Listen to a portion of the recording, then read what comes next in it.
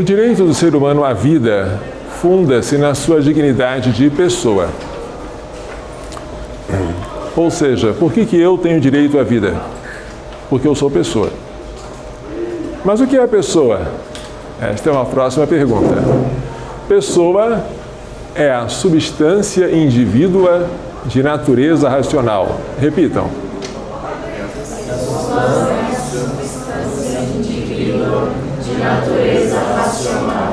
Natura rationalis individua substantia, segundo a clássica definição de Boécio. Definição esta que foi aproveitada por Santo Tomás de Aquino. Vamos examinar cada termo desta definição. O que é a substância? Substância é aquilo que existe em si, em oposição ao acidente, que só existe no outro. Um cachorro é uma substância, porque ele existe em si mesmo. A cor do cachorro só existe no cachorro. Onde o cachorro vai, a cor vai atrás. Mas a cor sozinha não existe. Ela tem que estar presa ao cachorro ou a algum outro objeto colorido. O peso do cachorro só existe no cachorro. O tamanho do cachorro só existe no cachorro. Cor, peso, tamanho são acidentes. Necessitam de um substrato para existir, seja ele o cachorro, seja outra substância. Ora, já sabemos o que é a substância. É aquilo que existe em si. Eu sou uma substância, porque eu existo em mim. O meu tamanho é um acidente. Mas uma substância indivídua, o que é? Indivíduo é aquilo que é indiviso em si e dividido dos outros. Indivisum in se, divisum ab alio. A substância indivídua, ela tem uma unidade interna, ela é indivisa em si, e ela é distinta de todas as outras, dividida dos outros. Assim é, por exemplo, o cachorro. Indiviso em si e dividido de todo o meio que o circunda. Porém, um cachorro não tem natureza racional, por isso o cachorro não é uma pessoa. Mas o que é a natureza racional? Natureza é um princípio de atividade. Nós agimos conforme nós somos. Se nós somos racionais, o nosso agir segue o ser. A nossa ação será racional também. E o princípio de atividade é chamado de natureza, tá? A natureza racional é o princípio de atividade intelectual ou racional que implica a capacidade de penetrar a essência das coisas, a inteligência, de conhecer a si mesmo, conhecer que eu conheço, a consciência, de escolher livremente, a liberdade, um entre vários bens conhecidos intelectualmente. Esta é a faculdade chamada vontade. Tudo isso é próprio da natureza racional. Uma substância indivídua de natureza racional é uma pessoa. E uma pessoa tem uma dignidade. E por causa dessa dignidade, ela tem direito à vida. Descobri por que eu tenho direito à vida. Porque eu sou pessoa. Por que eu sou pessoa? Porque eu sou uma substância indivídua de natureza racional. Substância porque eu existo em mim e não em outro. Eu sou indivíduo porque eu sou indiviso em mim e dividido dos outros. Eu tenho natureza, ou seja, um princípio de atividade racional, porque eu sou capaz, pelo meu intelecto, de penetrar a essência das coisas, o que os animais irracionais não fazem. Eles ficam só nos dados corpóreos dos sentidos. Ótimo. A definição acima de pessoa aplica-se perfeitamente ao homem, qualquer que seja o estágio do seu desenvolvimento. Convém notar que, para que a racionalidade esteja presente, não é preciso que esteja operando em ato. Assim, os que estão dormindo são pessoas dormideiras, mas são pessoas. Os deficientes mentais, que por alguma deficiência não atingiram a plenitude da atividade intelectual, são pessoas. Os bebês por nascer, que ainda não desenvolveram o seu sistema nervoso, São pessoas. A pessoa é aquilo que há de mais maravilhoso. E para elogiar a pessoa, Santo Tomás diz coisas belíssimas. Justamente porque o homem é pessoa e porque Deus é uma comunidade de 3 pessoas. As palavras que veremos a seguir não são de Santo Tomás, mas são do filósofo Jacques Maritain. Quando dizemos que um homem é uma pessoa, queremos dizer que ele não é somente uma porção de matéria, um elemento individual da natureza, como são os elementos individuais da natureza, um átomo, uma espiga de trigo, uma mosca, um elefante. O homem é, sim, um animal e um indivíduo, mas não como os outros. O homem é um indivíduo que se governa por si mediante a inteligência e a vontade. Existe não só fisicamente, pois há nele um existir mais rico e elevado, uma superexistência espiritual no conhecimento e no amor. Pela primeira vez, ele usou a palavra espiritual, porque o entendimento e a vontade transcendem a capacidade da matéria. O homem não é pura matéria, o homem tem um espírito. Esse é o grande diferencial. É assim, de certo modo, um todo e não apenas uma parte. É um universo à parte, um microcosmo, no qual o grande universo pode estar contido por inteiro por meio do conhecimento. Que coisa linda! O nosso conhecimento pode atingir o universo inteiro, evidentemente de forma imperfeita, mas pode. Nós, pela nossa mente, podemos abarcar todos os seres. Por meio do amor, pode-se dar livremente a outros seres, que são para ele, como que outros ele mesmo. Relação esta cujo equivalente não se pode encontrar em todo o universo físico. Porque o amor vem da vontade, e a vontade é um apetite intelectivo, não é como o instinto animalesco. Você ama aquilo que conhece intelectualmente e decide por aquilo livremente. Isso é o diferencial do ser humano. Em termos filosóficos, isto quer dizer que na carne e nos ossos humanos há uma alma que é um espírito e que vale mais do que o universo todo. Atenção, a nossa alma, que é espiritual, vale mais do que o universo todo. O universo todo é material. Ele é mensurável em quantidades. A nossa alma não.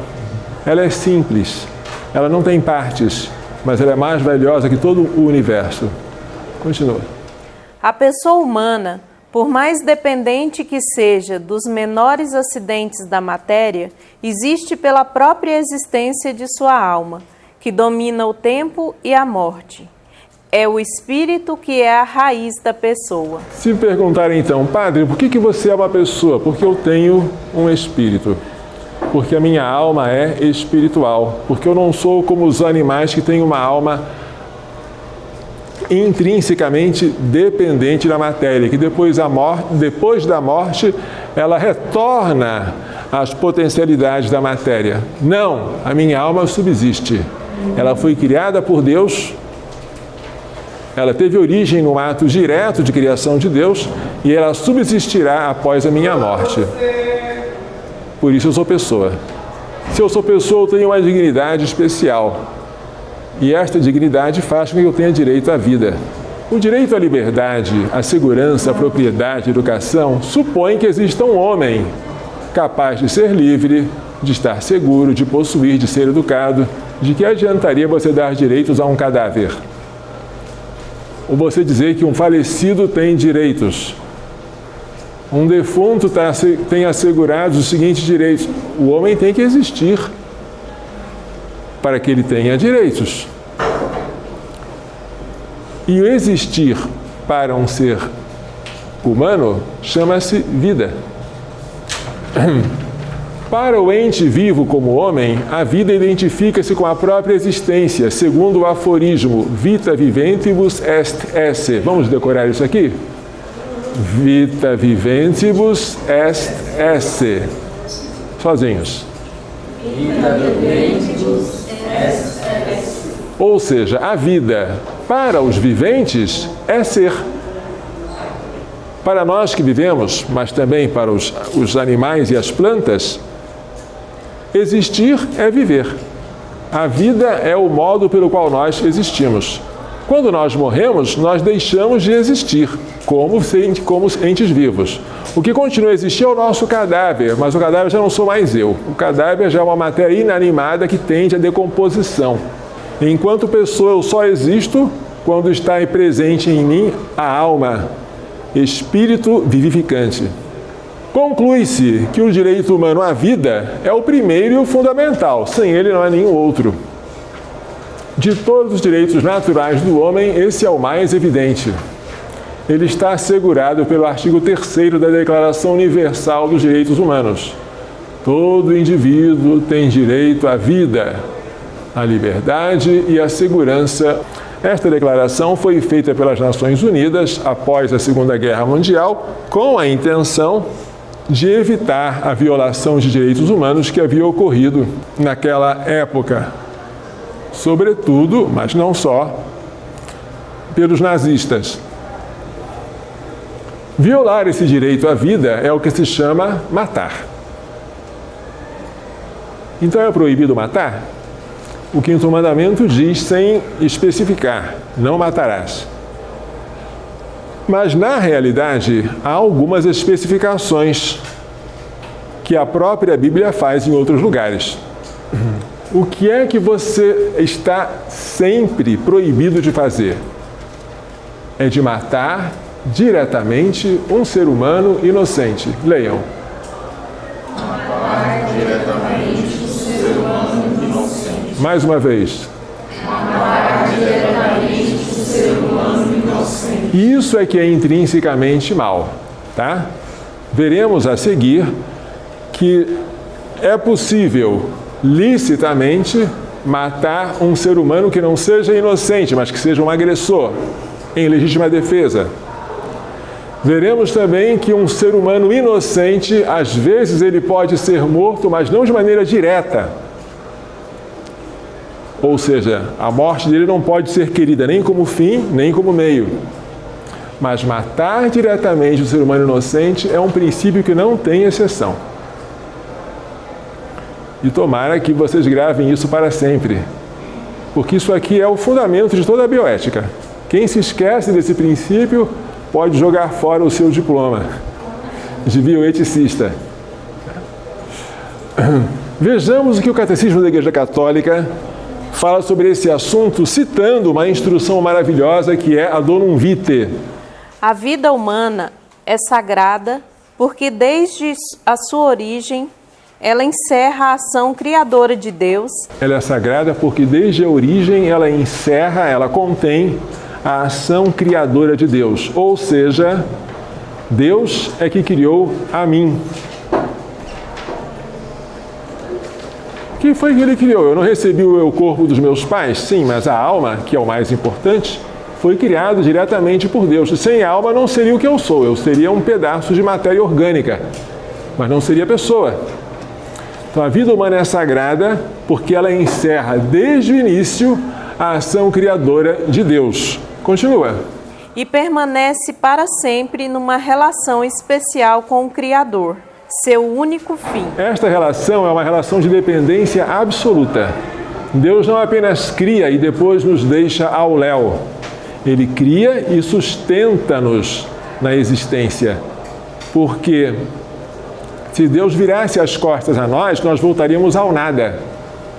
A gente diz que no princípio Deus criou o mundo, está certo? Mas Ele mantém o mundo criado nas suas mãos. Criar é dar existência, mas além de dar existência, é preciso mantê-la. A conservação do mundo nada mais é do que a criação continuada.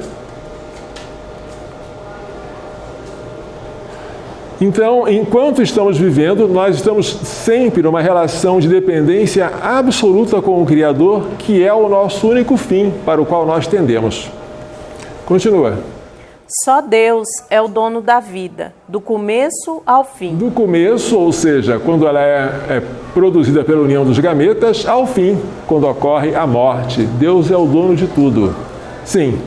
Ninguém, em nenhuma circunstância, pode reivindicar para si o direito de destruir diretamente um ser humano inocente. Destruir ou matar diretamente um ser humano inocente. Ninguém, em nenhuma circunstância. É uma proibição absoluta. Esta proibição solene do quinto mandamento, não matarás, supõe que o objeto da ação seja um ser humano, né? Ou seja, você não vai pensar que está infringindo esse mandamento ao matar uma barata ou um mosquito, ou até mesmo, coisa que eu não gosto de ver, matar um boi, matar uma galinha. Animais que você mata para o seu consumo, para a sua alimentação. Isso não inflige, isso não viola o quinto mandamento. E o ente humano, cuja vida você deve respeitar sempre, é o ente humano inocente. Em alguns casos, você pode licitamente matar um agressor. Tá? E esse caso é o que nós vamos ver agora, é a legítima defesa. Pode ser lícito matar um agressor injusto. Injusto. No entanto, requer-se que a agressão injusta seja atual ou iminente. O que é uma agressão atual? É aquela em que o agressor já está jogando para mim, arremessando em mim, aquele objeto que vai me matar. A agressão é iminente quando ele ainda não arremessou, mas está prestes a arremessar. Se a agressão é atual ou iminente, e se esta agressão é injusta, eu tenho direito de defender-me. Requer-se ainda que o agredido, que sou eu, use de meios moderados para defender-se, procurando sempre que possível poupar a vida do agressor. Se eu puder imobilizá-lo, paralisá-lo sem matá-lo, devo fazer isso.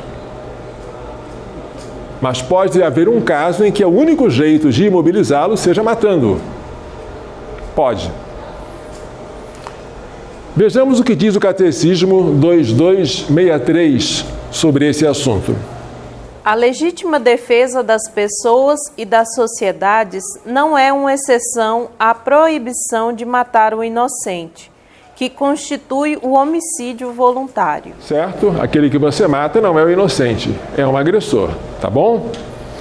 Mas além disso, vejamos o que diz o 2264, por obséquio. O amor a si mesmo permanece um princípio fundamental da moralidade. Portanto, é legítimo fazer respeitar seu próprio direito à vida. Quem defende a sua vida não é culpável de homicídio, mesmo se for obrigado a matar o agressor. Certo. E sobre isso, o Papa João Paulo II, não na encíclica Veritatis Splendor, cuja leitura nós já terminamos, mas na encíclica Evangelium Vitae, sobre o valor e a inviolabilidade da vida humana, ele fala de maneira linda. Vejamos o que o Santo Padre fala sobre a legítima defesa. Legítima defesa, Evangelium Vitae, número 55. O próprio preceito que manda amar os outros, enunciado no Antigo Testamento e confirmado por Jesus, supõe o amor a si mesmo como termo de comparação. Amarás o teu próximo como a ti mesmo. Óbvio, eu só posso amar o próximo como a mim mesmo se eu amo a mim mesmo. Portanto, eu tenho o dever de amar a mim mesmo. Ou não tenho? É por amor a mim mesmo que eu escovo os dentes, que eu corto o cabelo, que eu faço a barba, que eu tomo remédios quando estou doente, que eu faço exames. E isso é bom. É por amor a mim mesmo, amor ordenado, bem entendido, que eu procuro fugir das ocasiões perigosas para a minha vida e mais ainda para a minha vida espiritual, que é a graça, fugir das ocasiões de pecado. Isso é amor a mim mesmo, amor reto, ordenado. Prossiga, por favor. Portanto, ninguém poderia renunciar ao direito de se defender por carência de amor à vida ou a si mesmo. Vamos imaginar, eu não me amo. Está errado. Eu desejaria morrer por falta de amor a mim. Está errado. Aí vem um agressor. Então eu digo, senhor agressor, que bom que o senhor veio. Eu queria tanto morrer. Se o senhor me matar, faz-me um favor. Está errado. Eu não posso agir assim. Se eu posso, às vezes, renunciar ao direito de me defender, se eu posso, às vezes, entregar-me à morte como nosso Senhor fez, nunca pode ser por falta de amor a mim mesmo, por falta de apreço àquilo que eu sou como pessoa, como criatura de Deus, como destinado a ver a Ele face a face. Continua. Mas apenas em virtude de um amor heróico que, na linha do espírito das bem-aventuranças evangélicas, aprofunde o amor a si mesmo, transfigurando-o naquela oblação radical, cujo exemplo mais sublime é o próprio Senhor Jesus. Que coisa linda! Então eu posso renunciar a defender-me e posso aceitar ser entregue à morte, aprofundando o amor de mim mesmo e transformando numa oferta radical, à semelhança de Cristo. Bonito! Muito bonito isso. Nós temos que aprender e ensinar aos outros.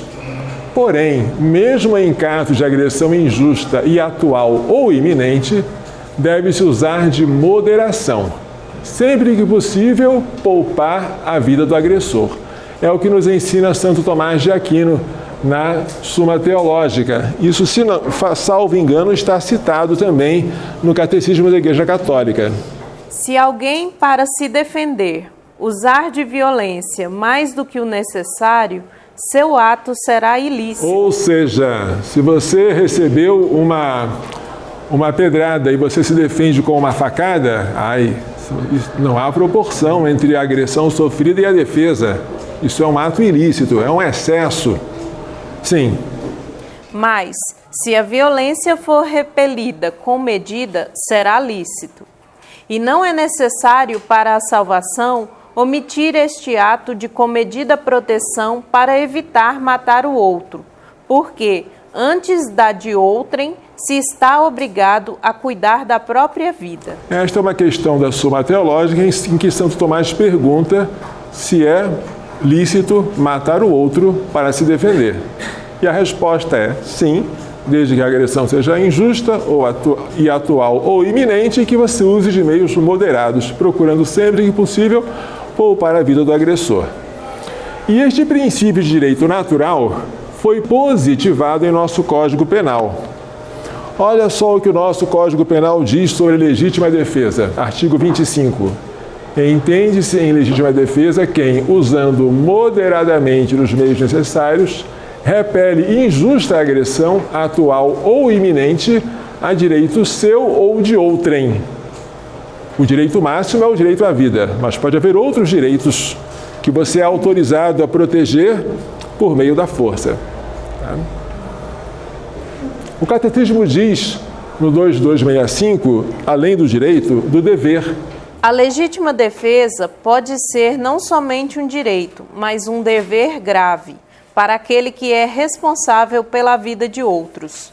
Preservar o bem comum da sociedade exige que o agressor seja impossibilitado de prejudicar a outrem. A este título, os legítimos detentores da autoridade têm o direito de repelir pelas armas os agressores da comunidade civil pela qual são responsáveis. Entenderam? Portanto, legítima defesa é um direito e, às vezes, um dever. E quando é dever, ele não pode ser renunciado.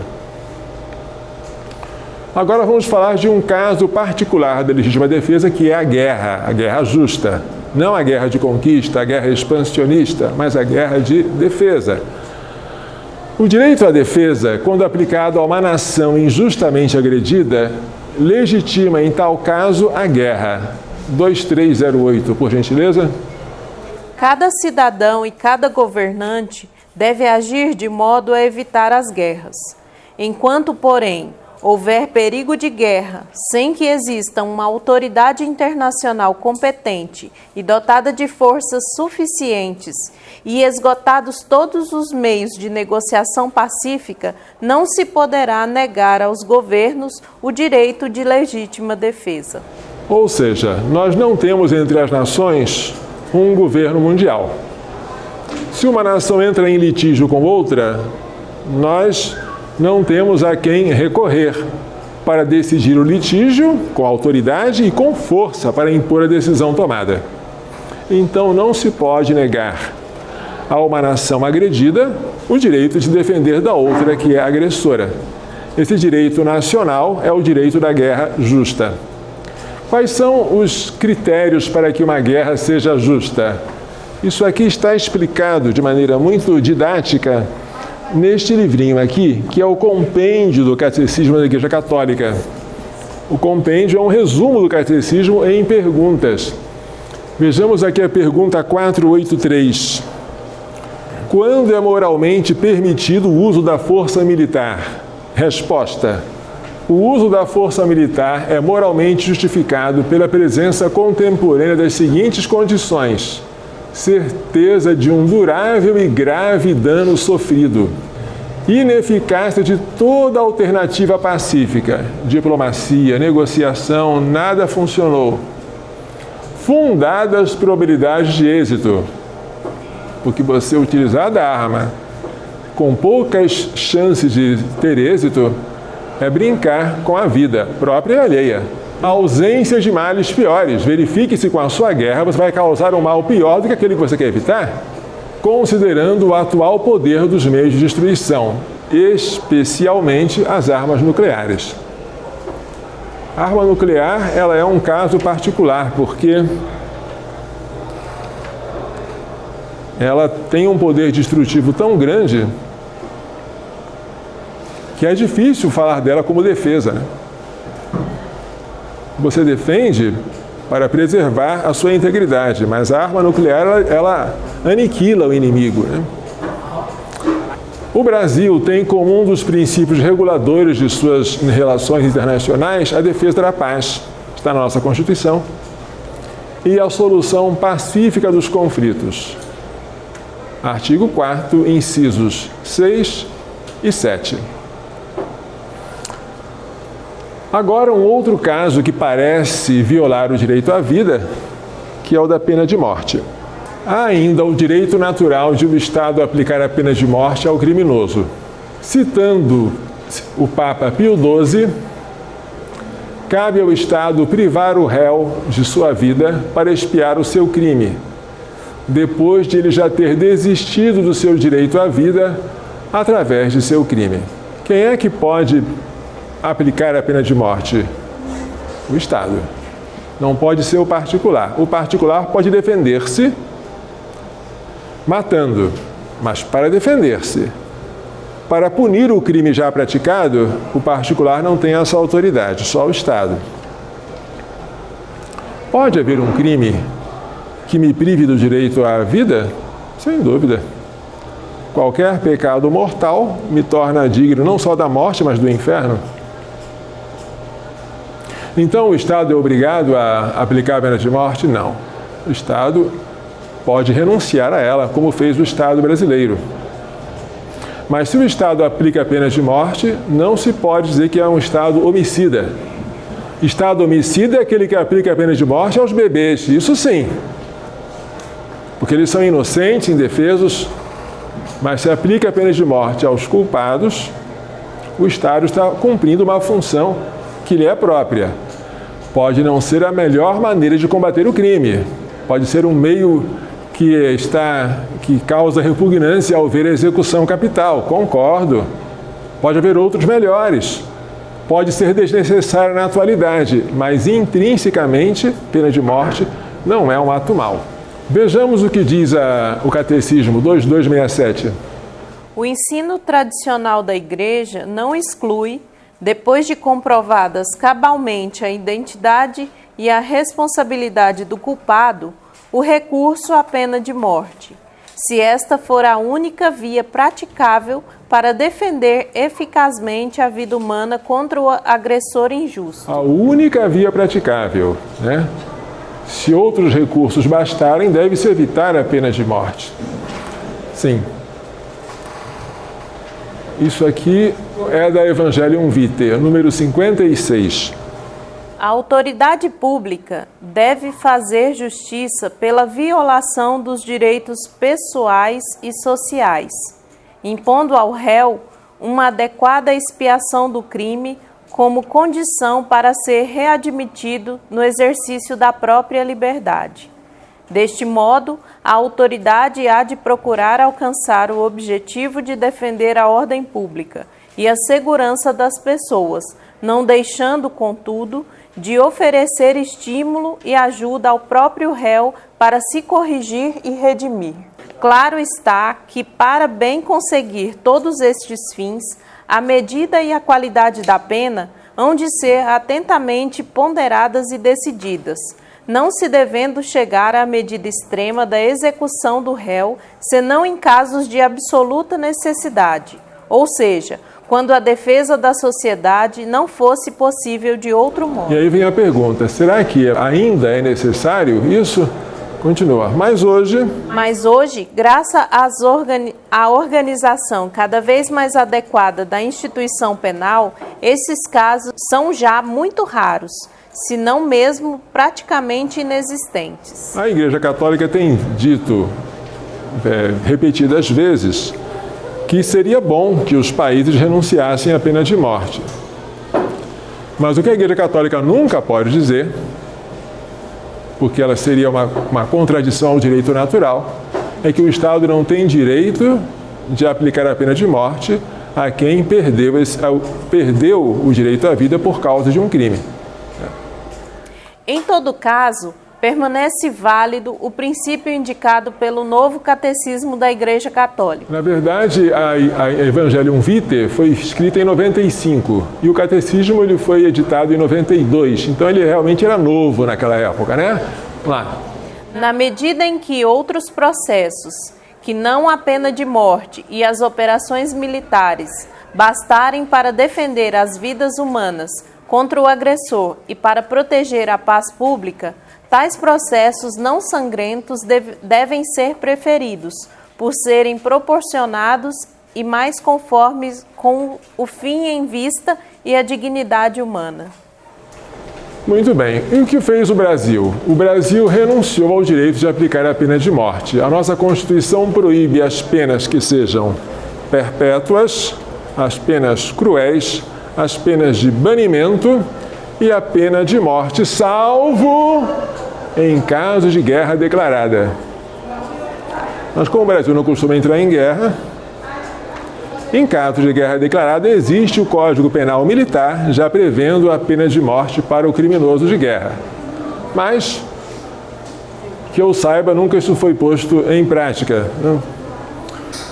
Muito bem, acabamos de falar então sobre a morte de um agressor, seja por legítima defesa, seja por guerra justa, seja por pena de morte.